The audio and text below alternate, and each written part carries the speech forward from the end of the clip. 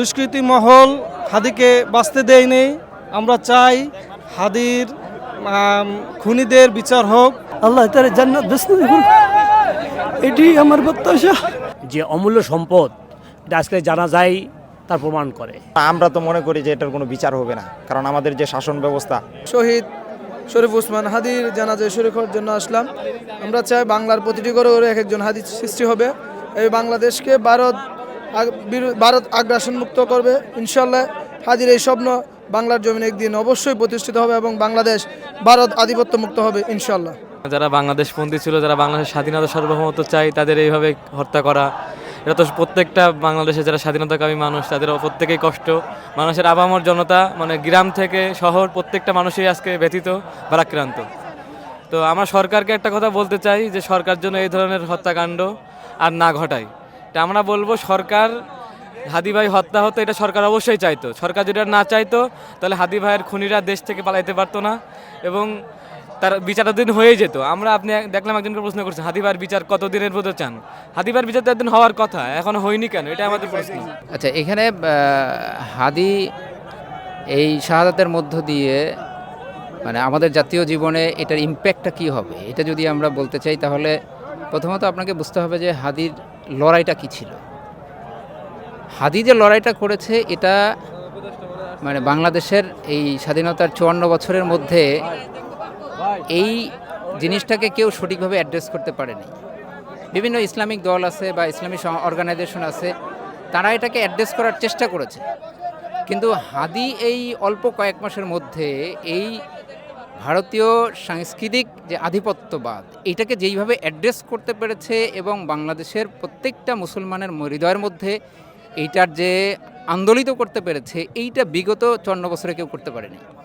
এবং এই হাদির এই শাহাদাতের মধ্য দিয়ে এইটা যুগ থেকে যুগান্তরে এটার ইম্প্যাক্ট পড়বে। যেমন আমি একটা এক্সাম্পল যদি দেই, আমি আমার বাচ্চার নাম, ছোট ছেলের নাম হলো ওরহান খান, যেটা আপনি জানেন যে অটোমান সাম্রাজ্যের যিনি প্রতিষ্ঠাতা ছিলেন ওসমান গাজী, তার ছেলে যে ওরহান গাজীর নাম অনুসারে আমার ছেলেকে নাম রেখেছিলাম। আমি গতকাল আমার ছেলের নাম রেখেছি ওরহান হাদি। তো ওরহান হাদি খান, আমি এটা দিয়ে বোঝাতে যাচ্ছি যে এই যে হাদির যে শাহাদাত, এইটার ইম্প্যাক্ট এখন হাদি নেই, এটার লড়াইটা আমাদের দায়িত্ব, আমাদের কাঁধে এসে পড়ছে। আমরা করব, আমাদের ছেলেরা করবে, তার ছেলেরা করবে, এইভাবে প্রজন্ম থেকে প্রজন্মে এই লড়াইটা চলতে থাকবে।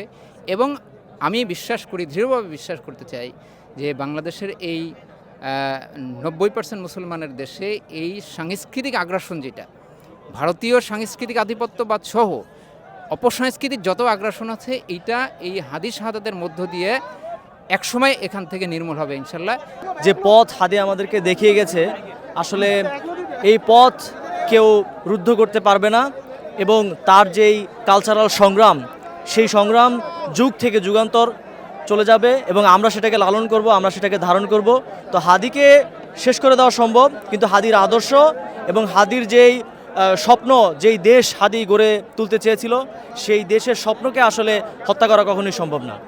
ওসমান হাদি এই বাংলার একটা যে অমূল্য সম্পদ এটা আজকে জানা যায় তার প্রমাণ করে।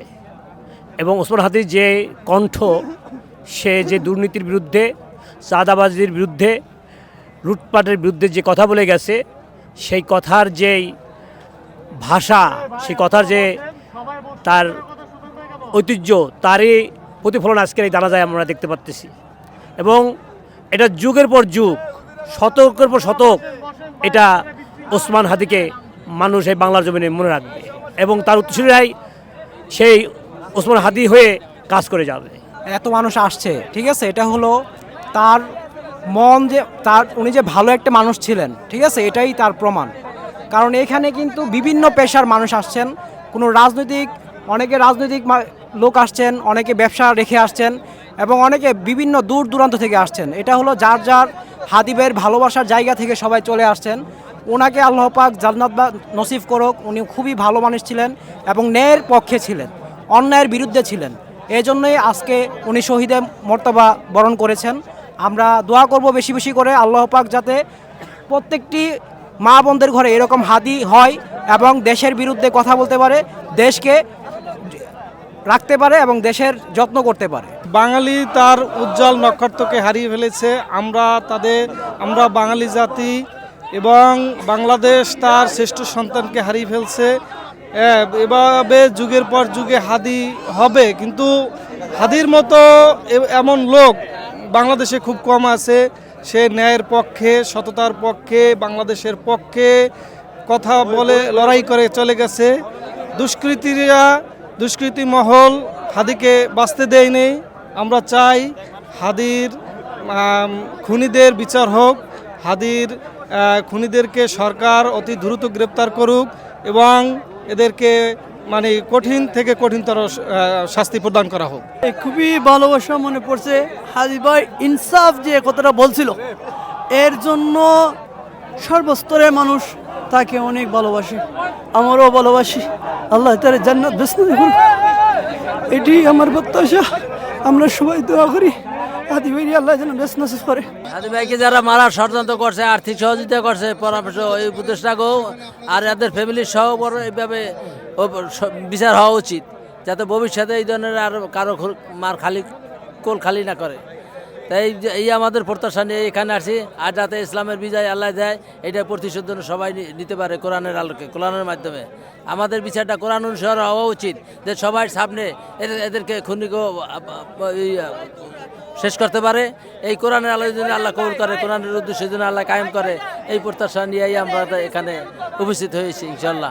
হাদি ভাই যথেষ্ট ভালো একজন মানুষ ছিল। উনি দেশের জন্য কথা বলতো, ভারত আগ্রাসনের কথা বলতো, ভারতের আধিপত্যের বিপক্ষে কথা বলতো, যার কারণে মানুষ ওনাকে অনেক ভালোবাসে। উনি কারো পক্ষপাতিত্ব করেন না, কোনো কারো তাড়ালি করেন না, যার কারণে মানুষ ওনাকে যথেষ্ট ভালোবাসে। তার ভালোবাসার কারণে আজকে মানুষের এই উচ্চপড়া ঢল, এই উচ্চপড়া ভিড় মানুষের।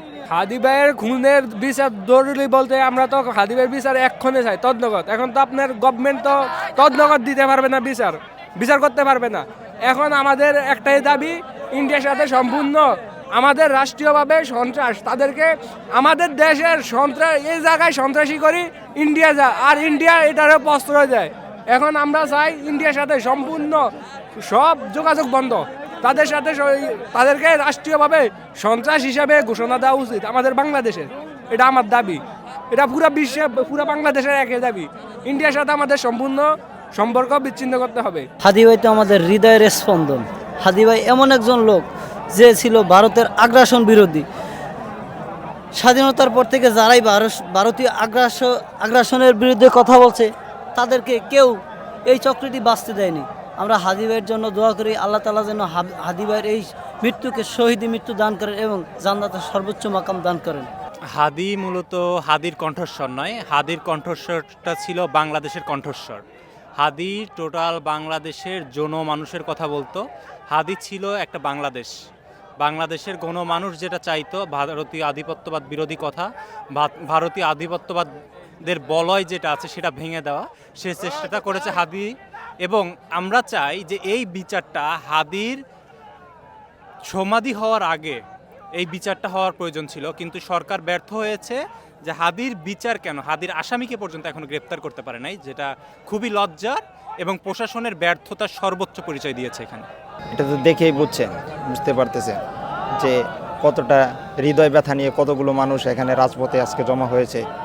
আসলে হাদি ভাই যে চলে গেছে, এটার কোনো, আমরা তো মনে করি যে এটার কোনো বিচার হবে না, কারণ আমাদের যে শাসন ব্যবস্থা আজকে প্রায় 1.5 বছর অতিক্রান্ত হয়ে যাচ্ছে, কিন্তু প্রশাসনের রঞ্জে রঞ্জে এখন আওয়ামী লীগ ভরা। রাষ্ট্রপতি থেকে শুরু করে রাষ্ট্রপ্রধান সবগুলোই আওয়ামী লীগের দালাল। এদের মাধ্যমে আমরা কিভাবে এই বিচার চাই?